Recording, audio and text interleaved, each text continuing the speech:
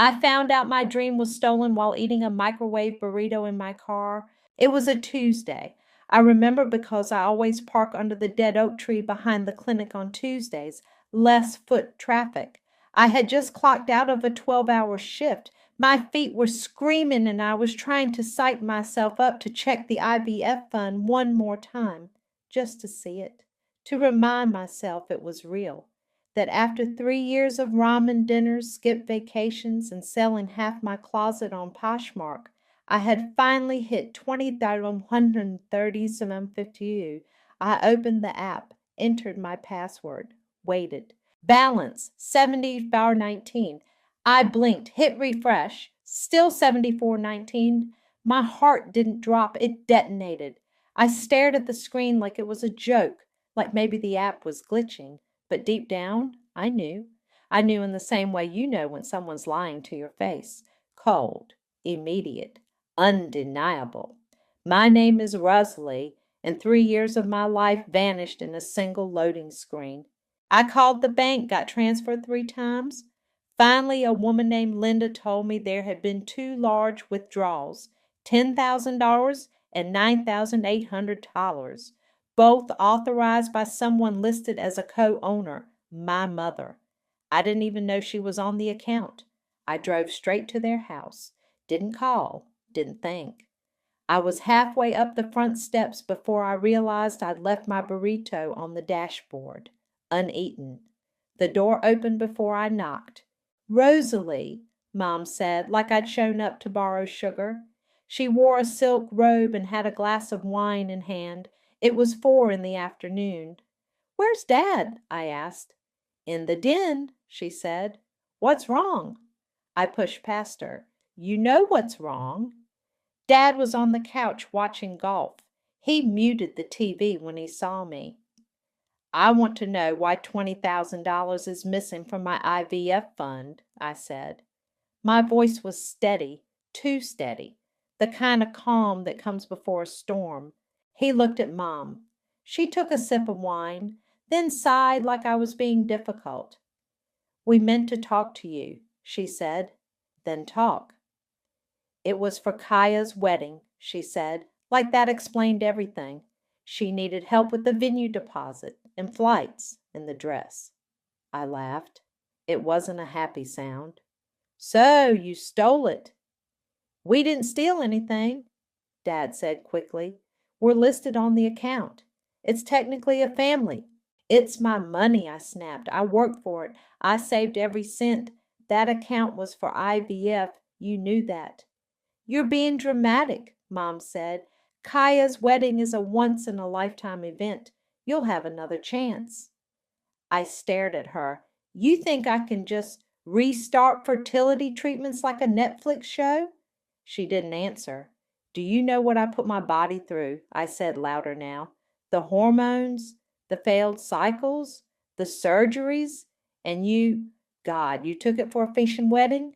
"It wasn't just a wedding," she said. "It's family. You should be happy for your sister." I turned to Dad. "You knew?" He looked down.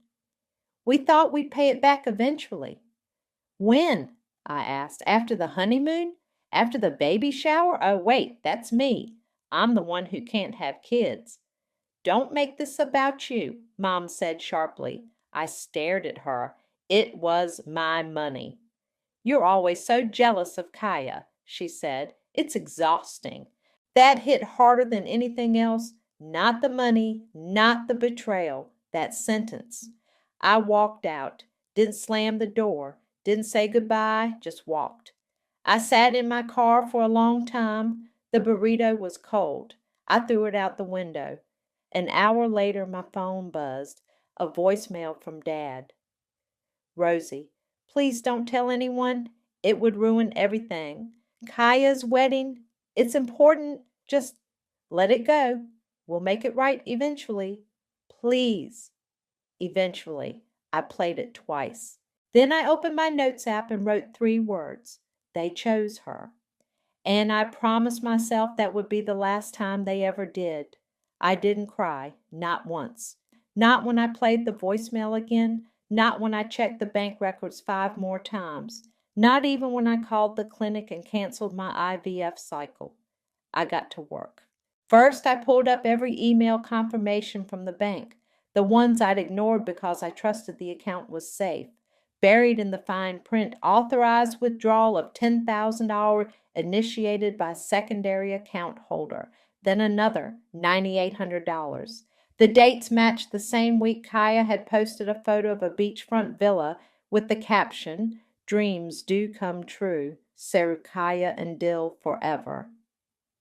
I took screenshots, saved them to a folder I titled Truth. Next, I logged into my cloud drive and uploaded copies of the bank statements, the voicemail, and every monthly deposit I'd made into that account. 3 years of sacrifice in black and white, my name on every line.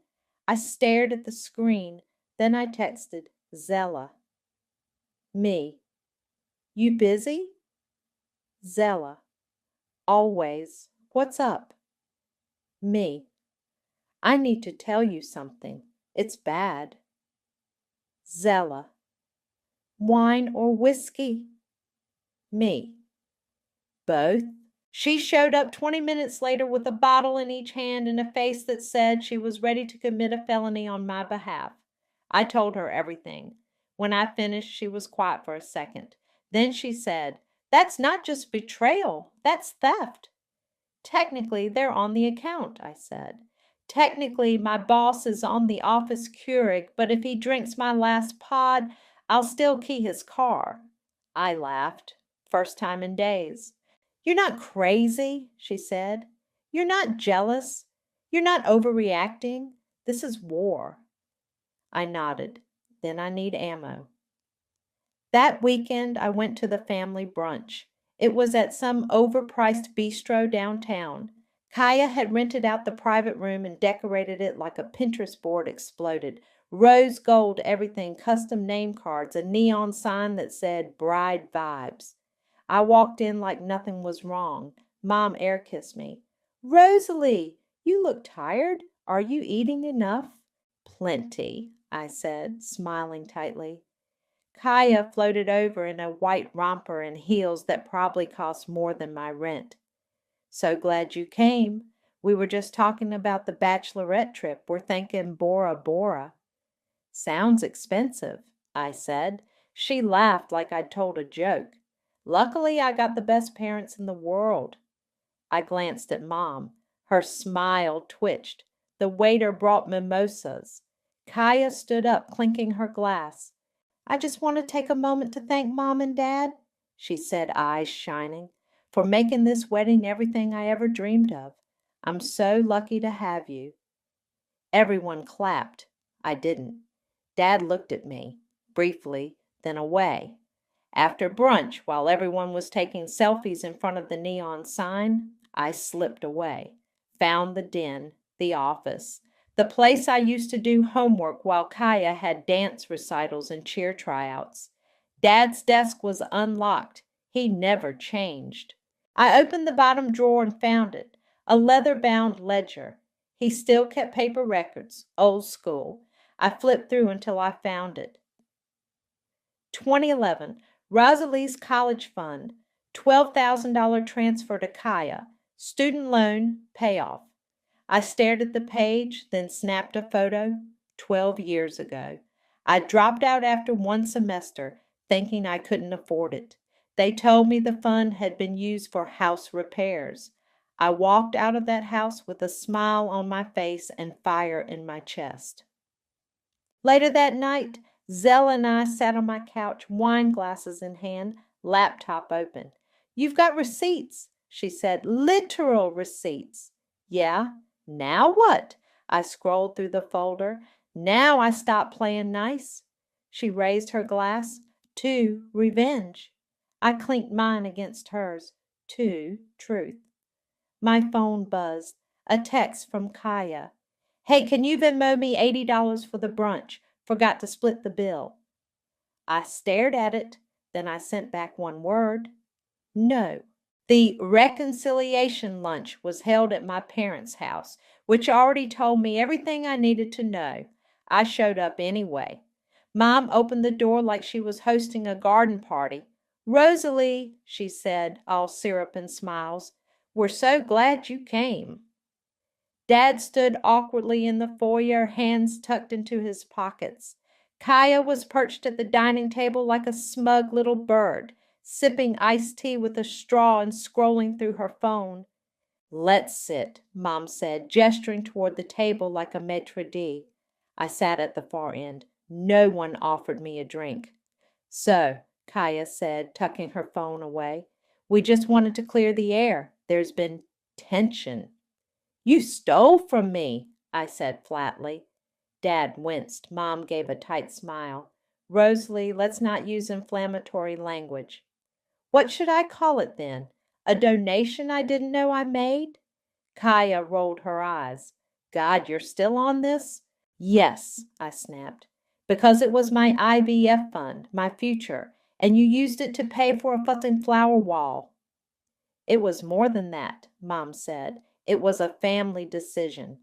"No," I said. "It was your decision, and you made it without me." Dad cleared his throat. "We're here to apologize." "Go ahead." He looked at Mom. She gave him a nod like she was feeding him his lines. "We're sorry," he said. "We didn't mean to hurt you." "That's it?" I asked. Kaya leaned forward. "Look, I get that you're upset, but this wedding is a huge deal. It's not just about me. It's about our whole family. You could have been part of it, but instead you're making it all about you." I stared at her. "You're welcome." She blinked. "What?" "For your dream wedding. You're welcome." "Oh my God," she said, laughing. "You're so bitter. You've always been bitter." "Enough," Mom said sharply. "This isn't helping." I turned to her. "You knew I was saving for IVF. You knew how hard I worked, and you didn't even ask." "We didn't think you'd go through with it," she said. "You're not even dating anyone." "I don't need a man to want a child." She tilted her head. "You're not a mother. You wouldn't understand doing everything for your children." The silence after that was loud. I stood up. "You know what? You're right. I'm not a mother, but apparently neither are you." Dad stood too. "Rosie, please." I pulled my phone from my pocket and tapped the screen. "I recorded this, by the way." Mom's smile cracked. "What?" "This whole conversation, just in case I need to remind myself how little I matter to this family." Kaya scoffed. "You're so dramatic." I walked to the door. "And you're so predictable." As I opened it, Mom called after me, "What are you going to do with that recording?" I turned back. "Whatever I want."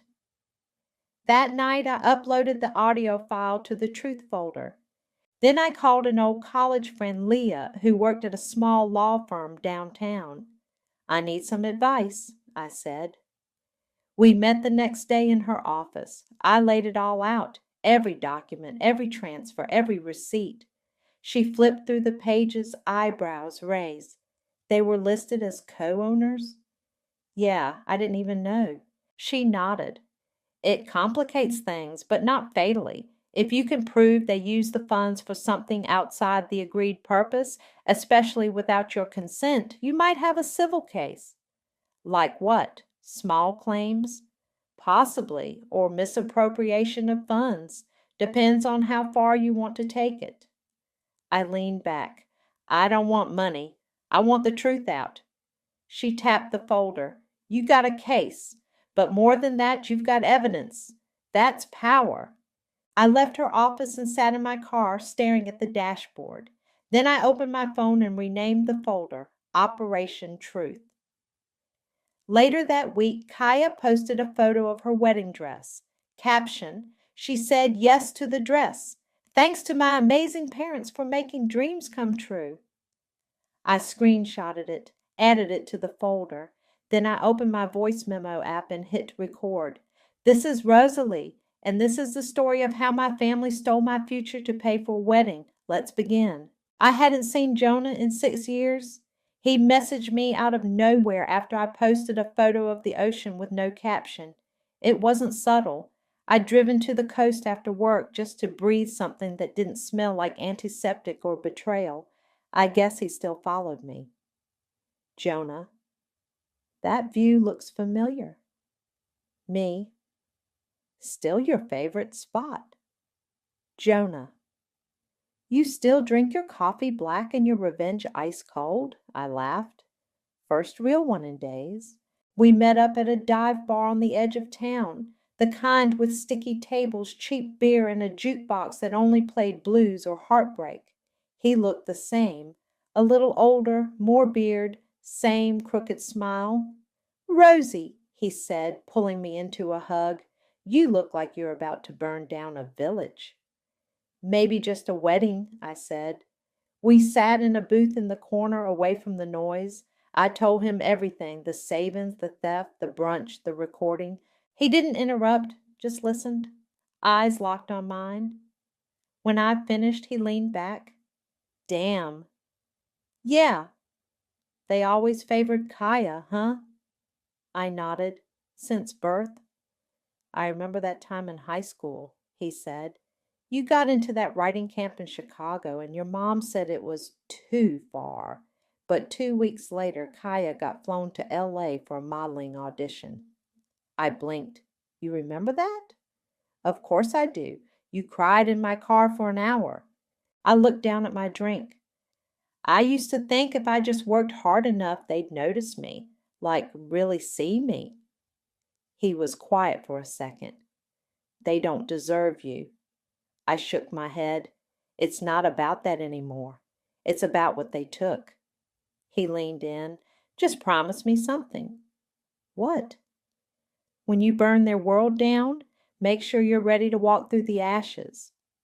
I didn't answer. The next day, I visited my old childhood bedroom. It still smelled like lemon cleaner and disappointment. I was digging through boxes when I heard a knock.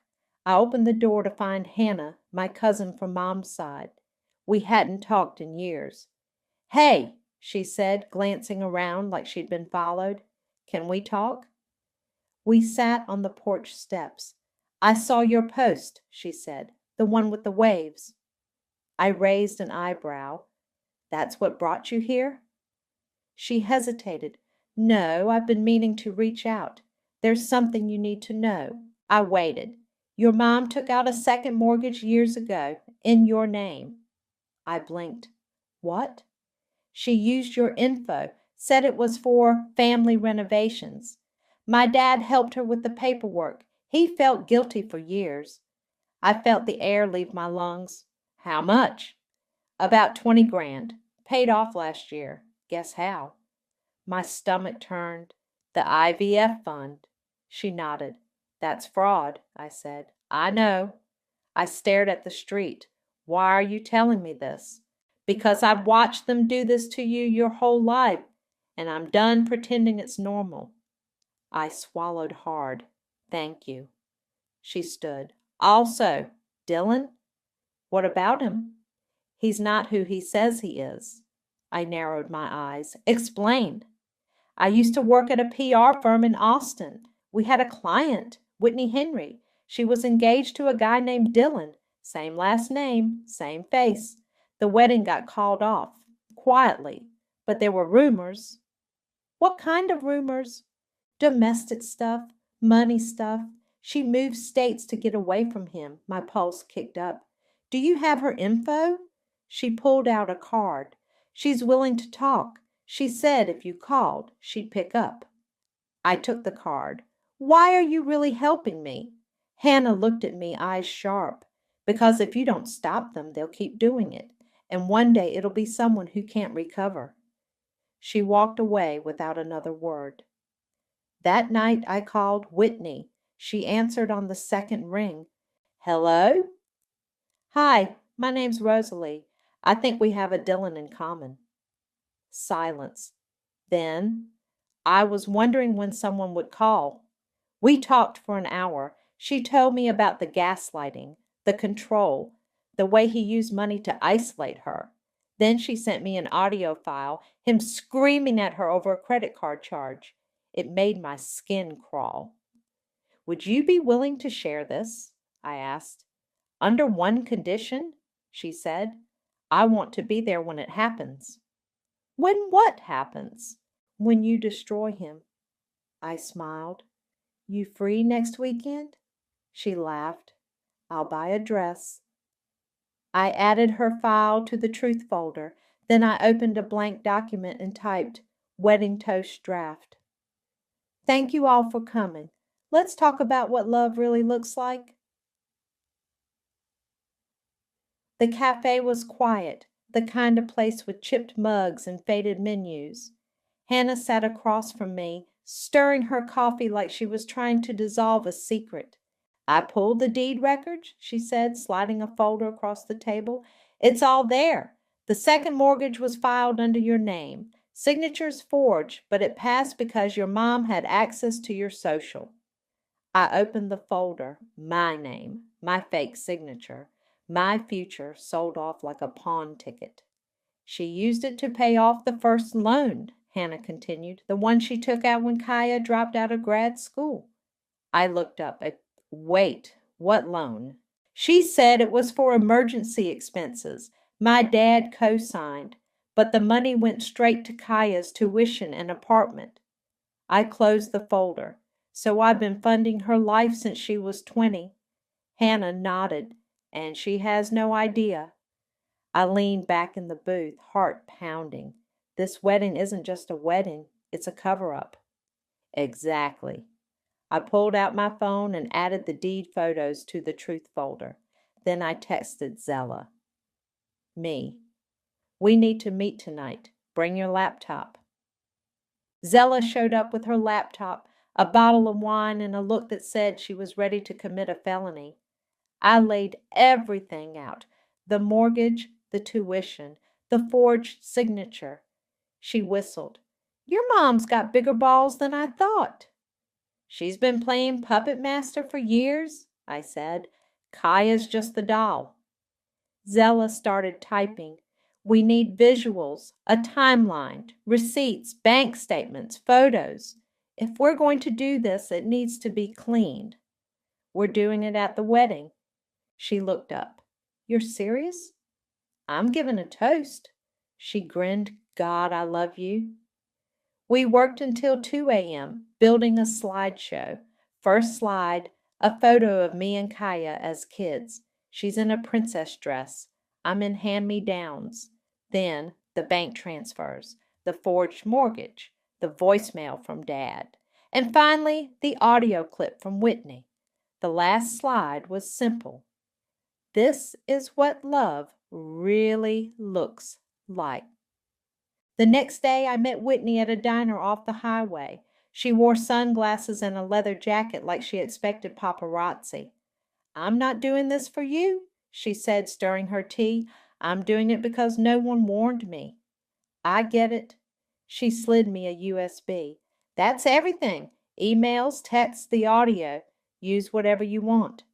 You sure? She nodded. He doesn't get to keep doing this. I hesitated. What happened after you left him? I started over, different city, changed my number, but I still check his name every few months just in case. I swallowed. You're brave. She laughed. No, I'm just tired. I reached into my bag and pulled out an invitation. You're my +1. She raised an eyebrow. You're bringing me to the wedding? Front row. She smiled. Then I'll wear red. That night Jonah came over. He watched the slideshow without saying a word. When it ended, he looked at me. This is going to blow up everything. I know. He leaned forward. And what happens after? I don't know. He nodded slowly. You're not doing this for revenge anymore, are you? No, I said. I'm doing it so the next time they lie, they choke on it. He stood up, walked over, and pulled me into a hug. You're not alone, he said into my hair. I held on to him a little longer than I meant to. The wedding was 3 days away. I scheduled the slideshow to auto-upload to a public link 2 hours after the toast. I backed it up on 3 drives. One went to Zella, one to Jonah, one to a safety deposit box. I printed out a transcript of my toast and folded it into my clutch. Then I looked in the mirror and said out loud, "They don't get to write the ending." My phone buzzed, a message from Kaya. "Can't wait to see you this weekend, sis. So glad we're all good now." I stared at it. Then I smiled. Cheered me. Wouldn't miss it for the world. The wedding venue looked like something out of a luxury magazine. White roses, gold chairs, glass chandeliers dangling from a tent that probably cost more than my car. Servers floated around with trays of champagne, and every guest had a custom monogram fan because the bride doesn't sweat, she glows. I walked in with Whitney by my side, both of us in black. "You sure about this?" she asked, adjusting her sunglasses. "Too late to back out now," I said, scanning the crowd. "Besides, you look like vengeance." She smirked.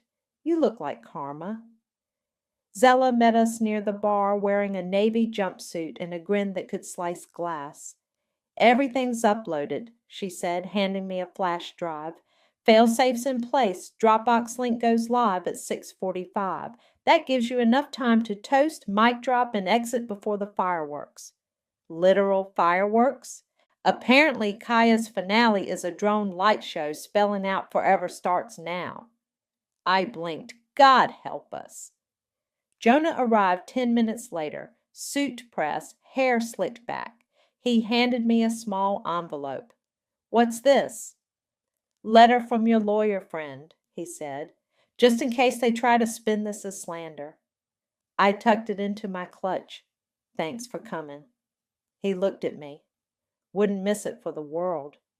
I took a deep breath and stepped into the sea of pastel dresses and fake smiles. Mom spotted me first. "Rosalie," she said, gliding over in a champagne-colored gown. "You came." I said I would. She touched my arm like everything was fine. "I'm so glad you've let things go. Family's too important to hold grudges." I smiled. "You're right. Family is everything." Her eyes narrowed just a touch, like she sensed something off. Then Kaya appeared, practically floating in her lace gown. "Rosie," she squealed, hugging me like we were best friends. "You look amazing." "So do you," I said. "This is a lot." "Go big or go home, right?" She laughed. "I'm just so happy you're here. I told Mom you'd come around." I looked her straight in the eye. "Wouldn't miss it." The ceremony started late, of course. Kaya made her entrance to a string quartet version of Beyoncé's Halo. Dylan stood at the altar in a white tux, grinning like he owned the world. They exchanged vows that sounded like Instagram captions, kissed dramatically, and walked back down the aisle to applause and bubbles. Then came the reception. I ate nothing, drank water, smiled at people I didn't recognize, waited. At 6:30, the DJ tapped the mic. "All right, everyone, time for a few words from our lovely maid of honor, Rosalie." I stood slowly, heart pounding, and walked to the stage. Mom clapped. Dad looked relieved. Kaya beamed, hand in Dylan's. I took the mic. "Hi, everyone," I said, voice steady. "For those of you who don't know me, I'm Rosalie, Kaya's older sister." Polite applause. I wasn't always sure I'd be standing up here. We've had our ups and downs like any family. But today I want to talk about love. I paused, looked around the room. Love is sacrifice. It's choosing someone else's happiness even when it costs you. It's honesty, loyalty, protecting the people you care about. I glanced at Kaya, and sometimes love is letting go. I reached into my clutch and pulled out a small remote. Before I go on, I'd like to share something. The screen behind me lit up. Slide 1, a photo of me and Kaya as kids. Slide 2, a screenshot of the bank account, 2,130 fortunes. Slide 3, the withdrawals, the dates, the names. A ripple went through the room. Slide 4, the voicemail from Dad. His voice played over the speakers. Rosie, please don't tell anyone. It would ruin everything. Gasps, murmurs. Slide 5, the forged mortgage document. Slide 6, Dylan's audio, his voice angry, cruel. You think I need you? I made you. I'll ruin you if you leave. Whitney stood up slowly, removing her sunglasses. Kaya's face drained of color. Dylan stood, fists clenched. Mom bolted from her seat. Turn it off! I looked at her. Why? You always said I was too quiet. The final slide appeared. This is what love really looks like.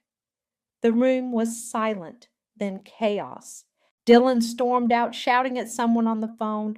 Kaya burst into tears. Mom lunged toward the stage, but Jonah stepped in front of her. Don't, he said calmly. Cameras flashed, guests whispered. Someone live-streamed it. Dad sat frozen, hands in his lap. I stepped down from the stage. Mom grabbed my arm. You'll regret this. I looked her dead in the eyes. Not as much as you made me regret being your daughter. I walked past Kaya, who was sobbing into her bouquet. Congrats, I said. You finally got the attention you always wanted. Then I walked out into the night, the sound of drone motors buzzing behind me, spelling out a lie in the sky. People say silence is peaceful. They've never walked through the kind that follows a bomb. I stood just outside the tent, the night air thick with tension. Inside, the wedding had collapsed into chaos. The string quartet had stopped playing. The caterers looked like they wanted to disappear. Guests whispered in tight little circles, eyes darting toward Kaya, who sat crumpled in a chair, mascara streaking down her face. Zella joined me outside, phone in hand. The link's live, already getting shared. How bad is it? She turned the screen toward me. Comments were pouring in under the video. This is insane. I'd sue my parents into the ground. That sister is a legend. Kaya's a whole villain. I took a breath. It's done. Not yet, she said. Look. We turned. Mom was storming toward me, heels digging into the grass like she was about to bury someone. You smug little, she hissed. Jonah stepped between us again, calm as ever. Don't. She glared at him, then back at me. You've ruined everything. No, I said. I revealed it. You humiliated your sister on the most important day of her life. She humiliated herself when she spent my future on a flower wall. Dad jogged up behind her, panting. We need to go. People are filming. Mom spun on him. Do something. He looked at me, then the crowd, then back at her. And for once he didn't say a word. She turned back to me. You think this makes you better than us? No, I said, just free. Security showed up. One of the venue managers whispered something to them and pointed at my parents. A second later, they were being escorted off the property. Kaya didn't move. She just sat there, frozen, staring at the screen where her perfect life had shattered. Whitney walked up beside her, quiet, calm. She looked down at Kaya. I hope you make better choices than I did, she said, then turned and walked away. Jonah touched my arm. You okay? I nodded once. Yeah. Inside, the DJ tried to salvage the night with some soft jazz. A few guests drifted toward the bar, unsure of whether to stay or run. I walked back into the tent. Kaya finally looked up. Her voice cracked. Why would you do this? I crouched beside her. Because I begged for years to be seen, and no one looked. You could have just talked to me. I did. You weren't listening. She wiped her face with a napkin. Dylan's gone. Good. I loved him. I stood. Then maybe now you'll learn what real love looks like? She didn't answer. I turned to leave, but she grabbed my wrist. Wait, she said. Is it all true? The mortgage? The money? I looked her in the eyes. Every word. She let go. I walked out of the tent for the last time. The next morning it was everywhere. The video had gone viral overnight. Brutal wedding toast exposes family lies was trending. A gossip blog picked it up, then a feminist podcast, then a legal TikTok creator who broke down the mortgage fraud in a 3-part series. Dylan's company issued a statement by noon. We have severed all ties. Kaya posted a black square with white text. Taking time to heal. Please respect my privacy. Mom deleted her Facebook. Dad's LinkedIn vanished. My phone buzzed nonstop. Calls, texts, interview requests. I ignored them all. Jonah showed up at my door with bagels and coffee. You're famous, he said, handing me a cup. I didn't want fame. I know. We sat on my couch, the news playing in the background. A panel of strangers debated whether I was a hero or a monster. Jonah turned it off. They don't matter. I know. He looked at me. So what now? I pulled out a small envelope from the coffee table. I'm going to the clinic. He blinked. You're still doing IVF? I shook my head. No, I'm donating the rest of the fund. There's a woman on the wait list. Single mom, 2 failed cycles. She's next in line. Jonah smiled. That's beautiful. It's not forgiveness, I said. It's closure. He nodded. You're free now. I took a sip of coffee and looked out the window. Yeah, I said. I really am. The clinic smelled like lavender and antiseptic. Soft music played overhead, something instrumental and hopeful. A receptionist looked up from her screen as I approached the front desk. Hi, can I help you? I nodded, holding out the envelope. I'd like to make a donation for IVF assistance. I was told there's a woman on the wait list who's been trying for a while. She took the envelope, opened it, and blinked. This is a lot. 20,000, I said. Every cent I saved. She looked stunned. Do you want to remain anonymous? No, I said. She should know it came from someone who understands. The receptionist smiled, eyes soft. I'll make sure she knows she's not alone. I nodded and turned to leave. Out in the parking lot, the sun was warm, not blinding, just enough to feel real. Jonah waited by my car, leaning against the door, arms crossed. You did it? Yeah. He opened the passenger side and slid in. Want to drive? I started the engine. Where to? Anywhere but here. We ended up at the beach, the same one I'd driven to the day I found out my account was empty. Only now I wasn't hollow, just lighter. We walked along the shoreline, shoes in hand, waves licking at our ankles. So, he said, what does life look like now? I shrugged. Quiet, honest, mine. He looked over. You ever think about trying again, the baby thing? I paused. I think about it. I just don't want to chase something out of grief anymore. He nodded. That makes sense. We sat in the sand watching the tide roll in. My phone buzzed. A message from Hannah. Hannah. Kaya's staying with a friend. She's not talking to Mom or Dad. Just thought you should know. I showed Jonah the screen. She'll be okay, he said. I hope so. He looked at me. You don't hate her, do you? I shook my head. No, I just finally stopped needing her to love me the way I wanted. He nudged my shoulder. You're kind of incredible. You know that? I smiled. Took me a while to believe it.